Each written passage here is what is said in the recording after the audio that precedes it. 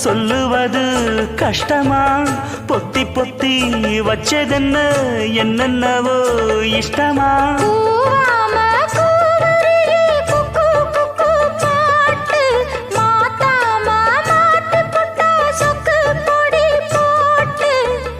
யாரிடத்தில் உன் மனசு போச்சு நூல போல உன் உடம்பு